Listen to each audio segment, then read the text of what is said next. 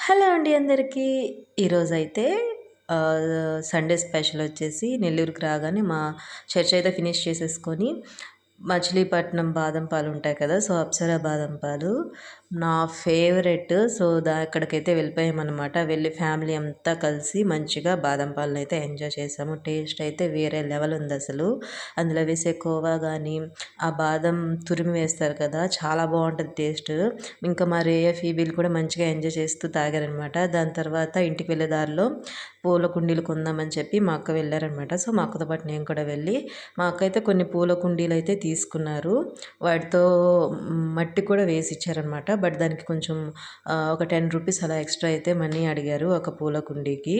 And అలాగే మా అక్క అయితే కొన్ని ఇండోర్ ప్లాంట్స్ అయితే చూస్తున్నారనమాట. నాకైతే ప్లాంట్స్ గురించి అంత ఐడియా లేదు గానీ, మా అక్క అయితే బాగా పెంచుతారు ప్లాంట్స్‌ని.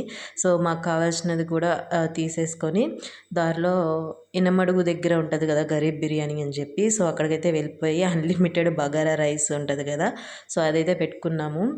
Bagara rice with chicken fry and bagara rice with gongura అయితే పెట్టుకున్నామనమాట. క్వాంటిటీ కూడా చాలా ఎక్కువొచ్చింది. మేమైతే అన్‌లిమిటెడ్ ఎక్స్‌ట్రాగా పెట్టుకోలేదు. సో, మాకొచ్చిందే సరిపోయిందనమాట. మంచిగా లంచ్‌నైతే ఎంజాయ్ చేస్తూ ఫ్యామిలీ టైమ్‌ని కూడా స్పెండ్ చేస్తూ తిన్నామనమాట. టేస్ట్ అయితే చాలా అంటే చాలా బాగుండింది. Thank you for watching.